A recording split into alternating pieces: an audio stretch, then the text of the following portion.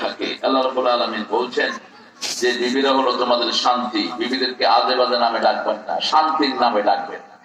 যেমন রাসূল সাল্লাল্লাহু আলাইহি ওয়াসাল্লাম আয়েশা সিদ্দিকাকে ডাকতেন লালমণি। কি ডাকতেন? লালমণি। হুমায়রা লালমণি। সাফিয়া রাদিয়াল্লাহু আনহাকে ডাকতেন সাফওয়া। সাফওয়া মানে বিশুদ্ধ। আলহামদুলিল্লাহ বলি। একটা বিখ্যাত তাফসীর আছে সৌদি আরবে, সাফওয়াতুত তাফাসীর, অত্যন্ত মুলাখাস, অত্যন্ত শর্ট একটি তাফসীর, এটা ঘরে রাখবেন। বিভিন্ন বিবিকে বিভিন্ন সুন্দর সুন্দর নামে ডাকতেন। রাহমাতাল লিল আলামিন। খাদিজাতুল কুবরাকে ডাকতেন তাহেরা, পবিত্রা, ভার্জিন। সুবহানাল্লাহ, সুবহানাল্লাহ। পবিত্রা ডাকতেন, মোস্ট পিওরেস্ট ওয়ান। মক্কাতে যেখানে লোকদের কোন চরিত্র ছিল না জাহিলি যুগে, সেই সময় ওনার লকব ছিল তাহেরা, বিশ্ব সেরা, মহাপবিত্রা। সুবহানাল্লাহ। আপনার বিবিকে আপনি শ্রেষ্ঠ নামে ডাকবেন। বিবির জন্য দোয়া করা সুন্নাহ।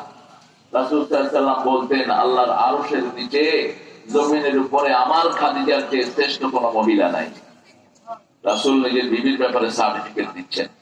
আবার মা খাদিজাতুল কুবরা বলতেন, আমার আলামিনের মতো শ্রেষ্ঠ স্ত্রী ভুবনে আর কেউ নেই। উনি আলামিন ডাকতেন, উনি ডাকতেন তাহেরা। গোলাম মোস্তফার বইটা পড়বেন, বিশ্বনবী, অত্যন্ত অথেন্টিক একটা বই। বিশ্বনবীর শুরুতে রাম কৃষ্ণের ইতিহাস তিনি দিয়েছেন। রাম এবং কৃষ্ণ এই দুইটাই এক আল্লাহ বিশ্বাসী ছিলেন। এদেরকে পরবর্তী পর্যায়ে হিন্দুরা এদের দেবতা বানিয়ে নিয়েছে। হিন্দু ধর্মের যাদেরকে ওরা দেবতা বানিয়েছে, এরা অধিকাংশই মানুষ এবং অধিকাংশই ছিল এক আল্লাহর ইবাদতকারী।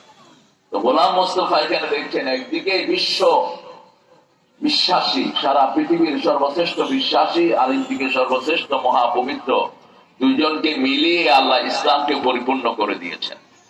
রাসূল সাল্লাল্লাহু আলাইহি ওয়াসাল্লাম কখনো